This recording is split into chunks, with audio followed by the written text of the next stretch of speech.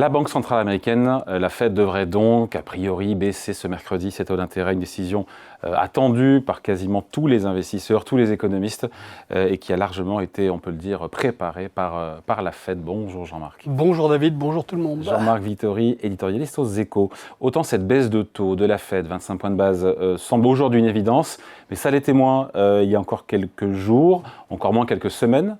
Je me rappelle d'un Jérôme Powell qui s'exprime lors de la dernière réunion de la Fed, qui est largement mesuré, s'agissant d'une possible nouvelle baisse de taux. Qu'est-ce qui s'est passé entre-temps ? Il y a des indicateurs qui sont tombés.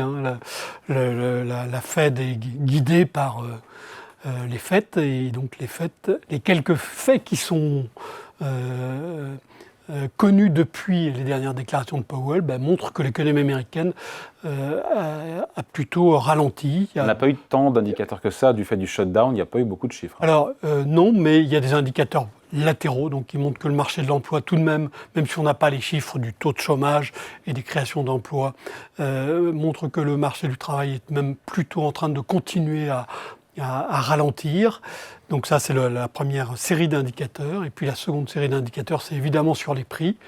L'inflation n'est pas en phase d'accélération. La hausse des prix aux États-Unis est un peu inférieure à 3%, que ce soit sur l'indice global ou sur l'indice qui est... Ça accélère ou ça accélère pas autour de 3%? Non, c'est plutôt... on n'a pas de phase d'accélération des prix. Ok. Donc, ensuite on peut dire 0,1 point. Non, on n'est pas dans une phase d'accélération des prix qui était redoutée suite à l'imposition des droits de douane par Donald Trump. Donc il y a une fenêtre de tir, puisqu'il y a un freinage des créations d'emplois, c'est effectivement l'une des priorités de la Fed, un des mandats de la Fed. Une inflation qui est haute mais qui n'accélère pas, ça laisse un petit espace pour baisser les taux? Oui, exactement. Exactement. La Fed a déjà baissé ses taux d'intérêt à 2 reprises au cours de l'année. Elle fait une 3e baisse, et c'est quelque chose qui peut se justifier dans l'environnement macroéconomique tel qu'il est connu aujourd'hui. Les taux directeurs, d'ailleurs, après cette baisse, si elle a bien lieu, mais c'est quasiment certain, seraient dans une fourchette entre 3,5 et 3,75%. C'est adapté comme niveau, comme taux directeur à une économie qui croît autour de 2%, je ne sais pas, en glissement dur, on doit être pas loin de 2% et quelques, et d'une inflation qui est à 3%. Ça peut sembler à peu près raisonnable. La question, c'est savoir comment est-ce qu'on se projette dans l'avenir. Et c'est là que les questions deviennent beaucoup plus compliquées à répondre. Ouais, okay. Il devient beaucoup plus compliqué de répondre à ces questions. Ouais. La Fed, autant sur le geste, une baisse de 25 points de base, a priori, il n'y a plus trop de débat, autant on l'attend au tournant sur le discours, comme souvent, la conférence de presse, les mots qui seront choisis par Jérôme Powell.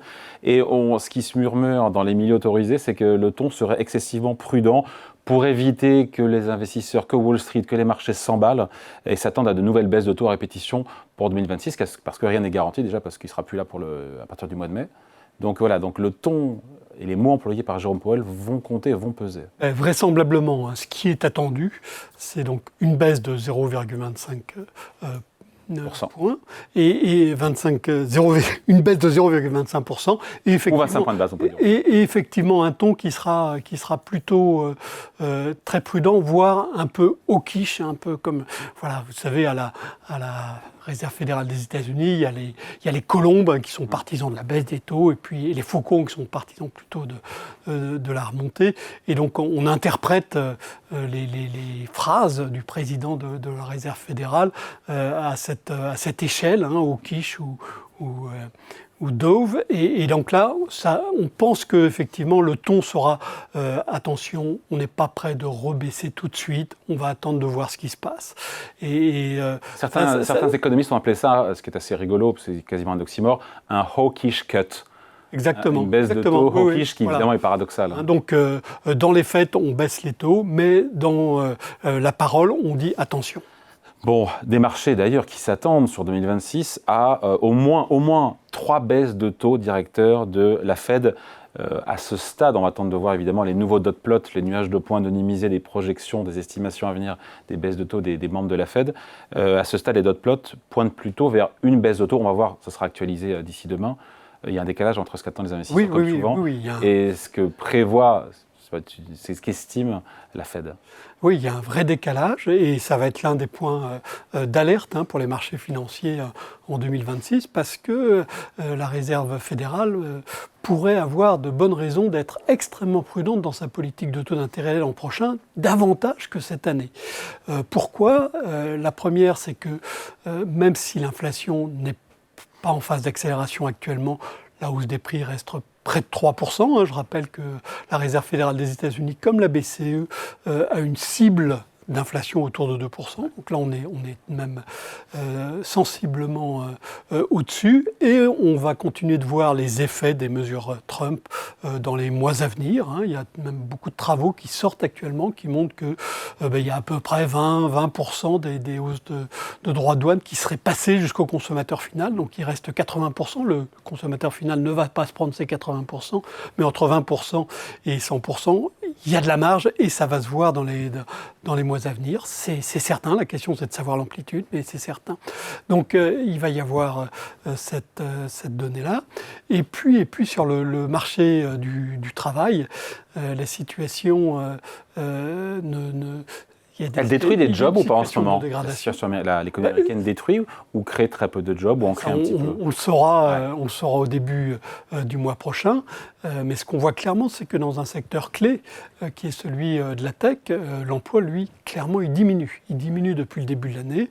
On serait entre moins 1,5 à moins 2% de baisse des emplois dans ce secteur tout à fait clé. Et donc, de ce côté-là, ça baisse, mais il y a d'autres domaines où c'est beaucoup plus compliqué, notamment tout ce qui est lié à l'immigration. Depuis maintenant plusieurs mois, l'immigration illégale est pratiquement tombée à zéro aux États-Unis, alors qu'on avait plusieurs centaines de milliers de travailleurs illégaux qui rentraient dans le pays auparavant.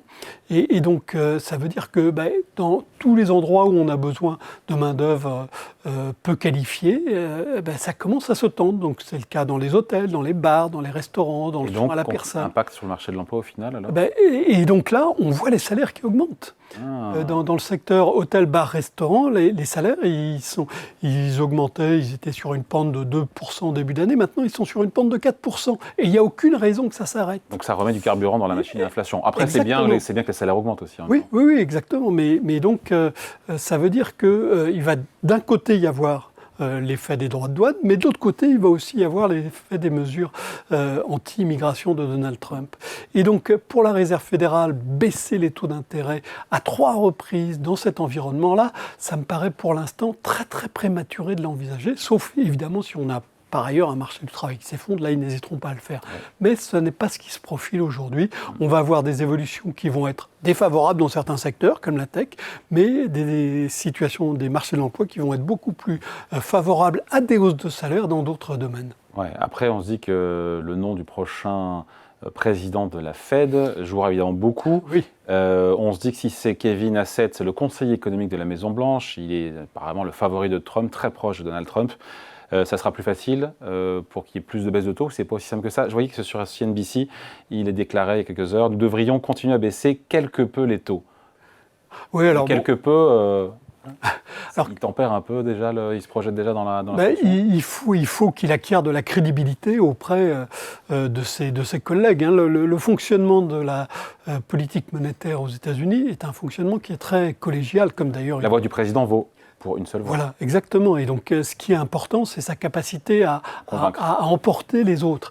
Et Jerome Powell avait beaucoup travaillé là-dessus. Il avait été économiste au début de sa carrière, et puis ensuite, il était devenu banquier, il s'était éloigné. Et donc, quand il est arrivé, il avait beaucoup travaillé pour convaincre ses collègues qu'il était capable de faire le job, tout simplement. Et ensuite, il a appliqué une technique assez consensuelle pour emmener les gens avec lui.